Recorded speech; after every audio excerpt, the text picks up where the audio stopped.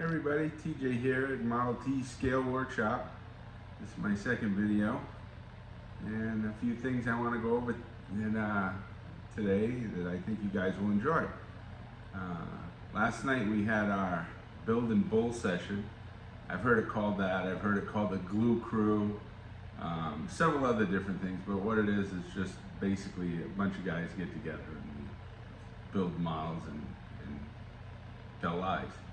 So we did that last night here. It was pretty cool. It was a lot of fun. And not to mention, I live in Rhode Island, and some of the best model makers in the East were here last night. I know that sounds like a pretty big statement, but there were some really super model builders here last night. So I feel really lucky to live in this area and get to see what people build.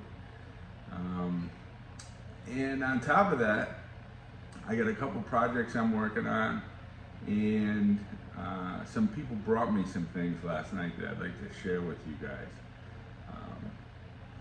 So as you know, or you might not know, I like to collect models of friends of mine that they built and put them in my collection. I put a little tag on them that says, you know, who built it and when. And I got another one of those models last night, and I'll show that to you as well.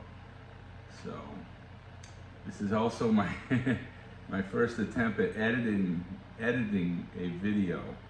So we'll see how this goes, how it looks when the finished product is ready to come out.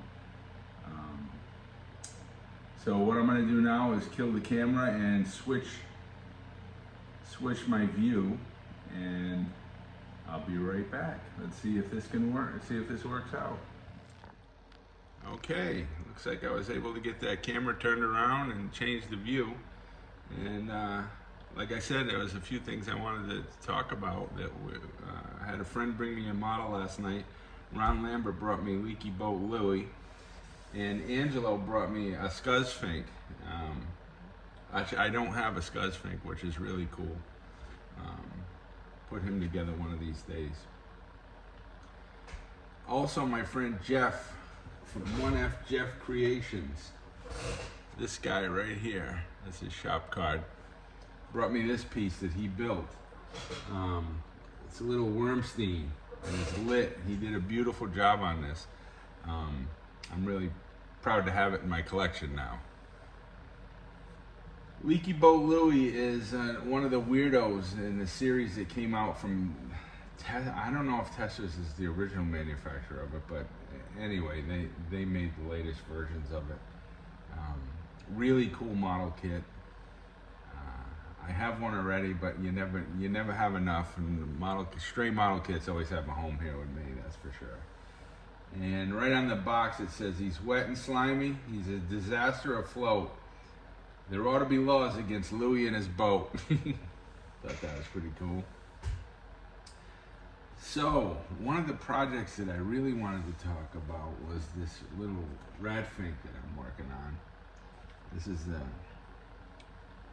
Revell one. You know, it's like $19. It's a nice little kit. But I had an idea to do the whole thing in candy colors. So I ordered some colors from Tropical Glitz. It's supposed to be really good paint. I haven't tried it yet. It looks to be really thin and airbrush ready, but I forgot to order the base coat. So it took forever for these to come in the mail. And but I have now, and now I'm waiting for the base coat. I wish I saved a copy of it, but you know, as you track a package, I was tracking these paints to see when they were going to arrive, and they made it practically to my door, and somehow ended up going back to one of the UPS hubs in Springfield, Massachusetts, and then somewhere else in the United States, and then it came back here. It took over a week to get it. So it took the long route, that's for sure. But anyway, I'm going to do this Skuz-Fink in these candy colors, and he should be pretty cool. I'm hoping to finish him up in about, well, as soon as the paint gets here, hopefully less than a week. is be my second red-fink I've ever done. So another one I'm working on is this guy right here. Nitro Billy is the name of this model, and it's a little hillbilly, and he's holding onto a bottle of nitrous oxide.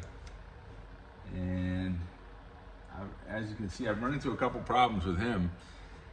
What happened with Nitro Billy is I was in a hurry, and that's a big mistake when you're building a model. So what I did was I sanded him, which I thought was pretty good, and I wanted to get it to a stage where I could hit it with primer so you can find the other flaws in the casting. And I hit it with primer, and I forgot to wash it with lacquer thinner, and now the primer won't stick. You can see what it looks like.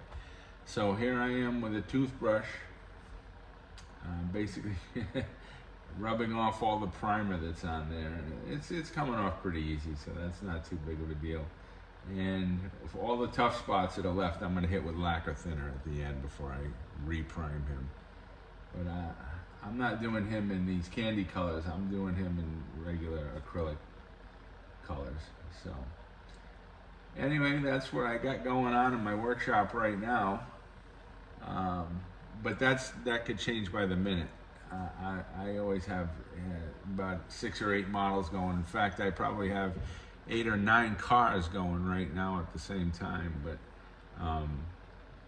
I don't work on them all at the same time. Just a little bit here on this one, a little bit there on that one, and put them away. Because if you lose your patience with a model, it's no fun for one, and the product, the model's going to be terrible when it's finished. So anyway, that's what I got going on. Thanks for watching, and don't forget to like my video and subscribe to my channel. Thanks, and I'll talk to you guys soon.